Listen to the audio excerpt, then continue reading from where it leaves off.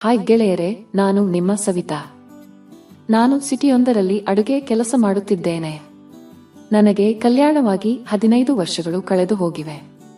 ಮನೆಯಲ್ಲಿ ನಾವು ಎಲ್ಲರೂ ಚೆನ್ನಾಗಿದ್ದು ಎಲ್ಲರೂ ಸಂತೋಷವಾಗಿ ಇದ್ದೇವೆ. ಇವಾಗ ನೇರವಾಗಿ ಕತೆಗೆ ಹೋಗೋಣ.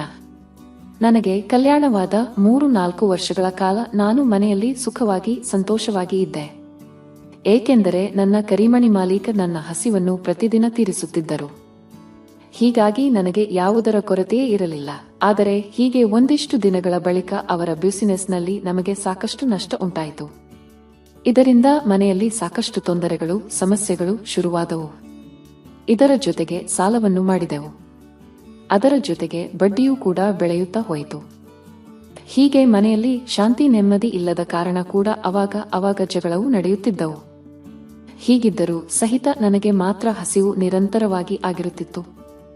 ಏಕೆಂದರೆ ಅದನ್ನು ನನ್ನ ಕರಿಮಣಿ ಮಾಲೀಕನೇ ನನಗೆ ರೂಢಿ ಮಾಡಿ ಬಿಟ್ಟಿದ್ದ. ಹೀಗಾಗಿ ಅದು ಇಲ್ಲದೆ ನನಗೆ ಬಿದ್ದುಕೊಳ್ಳಲು ಆಗುತ್ತಿರಲೇ ಇಲ್ಲ. ಹೀಗಾಗಿ ನಾನು ಕೆಲವು ತಿಂಗಳು ಕಾಲ ಬರೀ ದೇವರು ಕೊಟ್ಟ ಕೈಯಿಂದ ಕೆಲಸ ಮಾಡಿ ಸಮಾಧಾನ ಪಟ್ಟುಕೊಳ್ಳುತ್ತಿದ್ದೆ. ನಾನು ಮುಂದೆ ಹೋದರೂ ಸಹಿತ ನನ್ನ ಯಜಮಾನ ಸುಮ್ಮನೆ ಇರುತ್ತಿದ್ದರು. ಇದರಿಂದ ನನಗೆ ಬೇಜಾರಾಗಿ ಬಿಟ್ಟಿತ್ತು. ಮತ್ತೊಂದೆಡೆ ಸಾಲದ ಕೊರಗಿನಲ್ಲಿ ನನ್ನ ಕರಿಮಣಿ ಮಾಲೀಕ ಎಣ್ಣೆ ಹೊಡೆಯೋಕೆ ಶುರು ಮಾಡಿದ. ಇನ್ನು ಈ ವೇಳೆ ನಾನು ಮನೆ ಎಲ್ಲ ಜವಾಬ್ದಾರಿಗಳನ್ನು ವಹಿಸಿಕೊಂಡು ದುಡಿಯಲು ಹೊರಟೆ. ನಾನು ಅಷ್ಟೇನೂ ಶಿಕ್ಷಣ ಪಡೆದಿರಲಿಲ್ಲ. ಹೀಗಾಗಿ ನನಗೆ ಬೇರೆ ಕೆಲಸವೂ ಗೊತ್ತಿರಲಿಲ್ಲ. ಕೊನೆಗೆ ಸಿಕ್ಕ ಕೆಲಸ ಮಾಡುತ್ತಾ ಜೀವನ ಸಾಗಿಸುತ್ತಿದ್ದೆ. ಹೀಗೆ ಮಾಡುತ್ತಿದ್ದಾಗಲೇ ನನಗೆ ಒಬ್ಬರ ಪರಿಚಯವಾಗಿ ಅವರು ತಮ್ಮ ತಂಡದಲ್ಲಿ ನನ್ನನ್ನು ಸೇರಿಸಿಕೊಂಡರು. ಅದರಲ್ಲಿ ನನ್ನ ಕೆಲಸವೆಂದರೆ ಅಡುಗೆ ಮಾಡುವುದು ಆಗಿತ್ತು. ಅವರು ಮದುವೆ ಸಮಾರಂಭ, ಜನ್ಮದಿನ ಸಮಾರಂಭ, ಗೃಹ ಪ್ರವೇಶ ಹೀಗೆ ಹಲವು ಕಡೆಗಳಲ್ಲಿ ಆರ್ಡರ್ ಪಡೆಯುತ್ತಿದ್ದರು. ನಾವು ಅಲ್ಲಿ ಹೋಗಿ ಅಡುಗೆ ಮಾಡಿ ಬರಬೇಕಿತ್ತು. ಇದರಿಂದ ನಮ್ಮ ಕುಟುಂಬಕ್ಕೆ ತುಸು ಜಾಸ್ತಿಯೇ ಅನುಕೂಲ ಆಗಿತ್ತು. ಉಳಿದ ಪದಾರ್ಥಗಳನ್ನು ಮನೆಗೆ ತರುತ್ತಿದ್ದರಿಂದ ಮನೆಯಲ್ಲಿ ಕಿರಾಣಿ ತರುವ ಅವಶ್ಯಕತೆ ಇರಲಿಲ್ಲ. ಹೀಗಿದ್ದಾಗ ನಮಗೆ ಒಂದು ಮದುವೆಯ ಅಡುಗೆ ಆರ್ಡರ್ ಬಂದಿತ್ತು. ಅದು ಬೇರೆ ಊರಿನಲ್ಲಿ ಇದ್ದಿದ್ದರಿಂದ ನಾನು ಮತ್ತು ನನ್ನ ತಂಡದವರು 2 ದಿನ ಮುಂಚೆಯೇ ಅಲ್ಲಿಗೆ ಹೋಗಿದ್ದೆವು. ಆದರೆ ಹೀಗೆ ಹೋಗುವ ಮುಂಚೆ ಮನೆಯಲ್ಲಿ ನಾನು ನನ್ನ ಯಜಮಾನರಿಗೆ ಆ ಕೆಲಸಕ್ಕೆ ಒತ್ತಾಯಿಸಿದಾಗ ಅವನು ಬೇಜಾರಾಗಿದೆ, ಸುಮ್ಮನೆ ಇರು, ನಿನಗೆ ಬೇರೆ ಏನು ಕೆಲಸ ಇಲ್ಲವಾ ಎಂದು ಹೇಳಿದ. ಅದಾಗಲೇ ಅವನು ನನಗೆ 5-6 ತಿಂಗಳಿಂದ ಹೇಳುತ್ತಲೇ ಇದ್ದ. ನನಗೆ ಆತನ ಮಾತು ಕೇಳಿ ಬೇಜಾರಾಗಿ ಬಿಟ್ಟಿತ್ತು. ಆದರೆ ಈ ನಡುವೆ ನಾನು ಬೇರೆ ಸಿನಿಮಾಗಳನ್ನು ನೋಡುತ್ತಿದ್ದೆ. ಆಗ ನನಗೆ ಒಂದು ಉಪಾಯ ಹೊಳೆಯಿತು. ಯಾಕೆ ನಾನು ಈ ತರ ಮಾಡಬಾರದು? ಹೇಗಿದ್ದರೂ ಕೂಡ ಅಡುಗೆ ಕೆಲಸಕ್ಕೆ ಹೋಗಿರುತ್ತೇನೆ.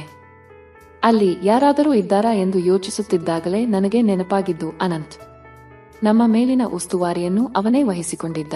ನಮಗೆ ಏನಾದರೂ ಅಡುಗೆ ಸಾಮಾನು ಕಡಿಮೆ ಬಿದ್ದರೂ ಅವನೇ ತಂದು ಕೊಡುತ್ತಿದ್ದ. ಅಲ್ಲದೆ ಸ್ಟೋರ್ ರೂಮ್ ಅನ್ನು ಕೂಡ ಅವನೇ ಕಾವಲು ಕಾಯುತ್ತಿದ್ದ.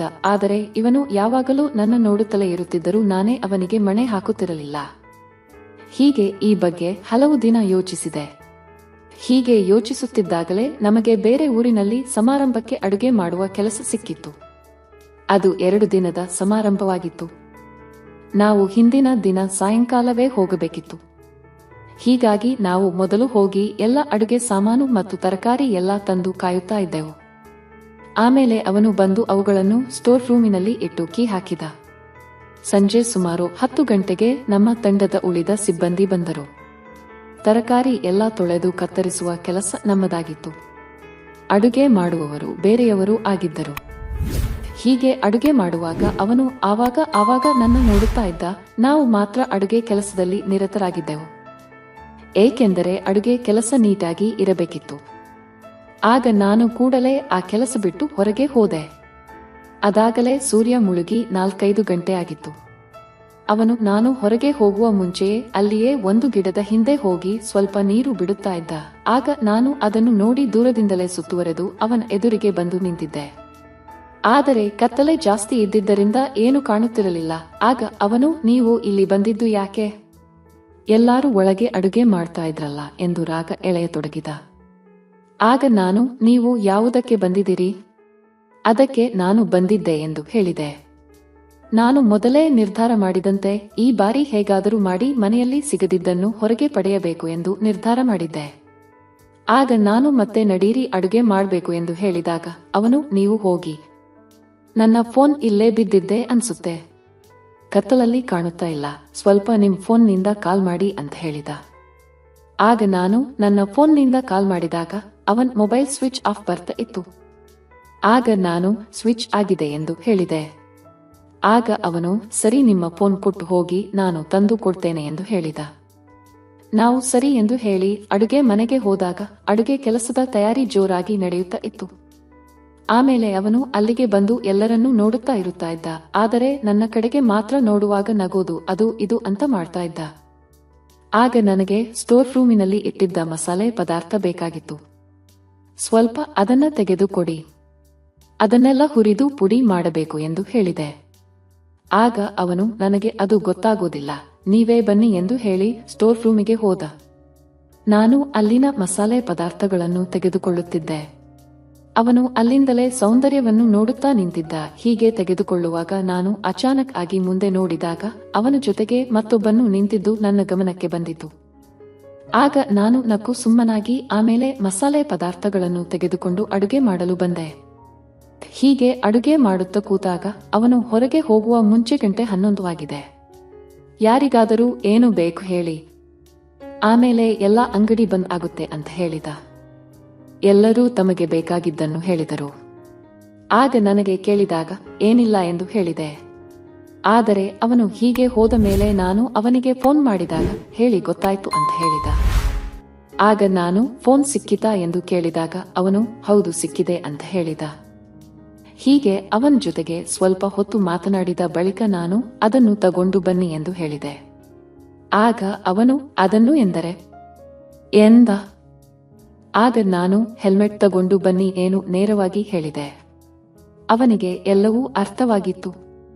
ಅವನು ಬೈಕ್ ಮೇಲೆ ಬರುವಾಗ ಹೆಲ್ಮೆಟ್ ಜೊತೆಗೆ ಉಳಿದ ಅಡುಗೆ ಸಾಮಾನು ತಿಂಡಿಯನ್ನು ತಂದಿದ್ದ. ಆಗ ನಾನು ಅವನ ಕಡೆಗೆ ನೋಡಿದೆ. ಏನು ಎನ್ನಲಿಲ್ಲ.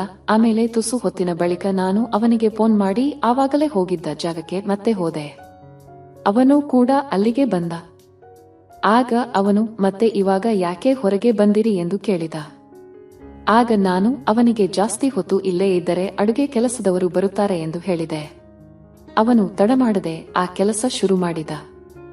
ಸಮಯ ಬೇರೆ ಜಾಸ್ತಿ ಇರಲಿಲ್ಲ. ಆಮೇಲೆ ಅಲ್ಲಿಂದ ಹೊರಟು ಮತ್ತೆ ಅಡುಗೆ ಕೆಲಸಕ್ಕೆ ಹೋದೆ. ಹೀಗೆ ಒಂದಿಷ್ಟು ದಿನಗಳ ಕಾಲ ನಾವು ಅಡುಗೆ ಕೆಲಸಕ್ಕೆ ಹೋದಾಗ ಈ ರೀತಿ ಬೇರೆ ಬೇರೆ ಕೆಲಸವನ್ನು ಮಾಡುತ್ತಲೇ ಇದ್ದೆವು. ಆಮೇಲೆ ಒಂದು ದಿನ ಅವನು ನಮ್ಮ ಕಡೆಗೆ ಕೆಲಸವನ್ನು ಬಿಟ್ಟು ಬೇರೆ ಸೇರಿದ. ಅವನಿಗೆ ಯಾಕೆ ಎಂದು ಕೇಳಿದಾಗ ಅವನು ಸುಮ್ಮನೆ ಯಾರಿಗೂ ತೊಂದರೆ ಆಗಬಾರದು ಎಂದು ಅಲ್ಲಿ ಕೆಲಸ ಬಿಟ್ಟು ಬೇರೆ ಕಡೆಗೆ ಸೇರಿದ್ದೀನಿ. ನೀವು ಅಲ್ಲೇ ಅಡುಗೆ ಕೆಲಸ ಮುಂದುವರೆಸಿ. ಇವಾಗ ಇಷ್ಟಕ್ಕೆ ಸಾಕು, ಯಾವಾಗಾದರೊಮ್ಮೆ ಭೇಟಿಯಾಗೋಣ ಎಂದು ಹೇಳಿದ. ಅವನ ಮಾತು ನನಗೂ ಕೂಡ ಸರಿ ಎನಿಸಿತು. ಫ್ರೆಂಡ್ಸ್, ಈ ಕತೆ ಇಷ್ಟವಾಗಿದ್ದರೆ ಇದಕ್ಕೊಂದು ಲೈಕ್ ಕೊಟ್ಟು ನಮ್ಮ ಚಾನೆಲ್ ಸಬ್ಸ್ಕ್ರೈಬ್ ಮಾಡಿಕೊಳ್ಳಿ.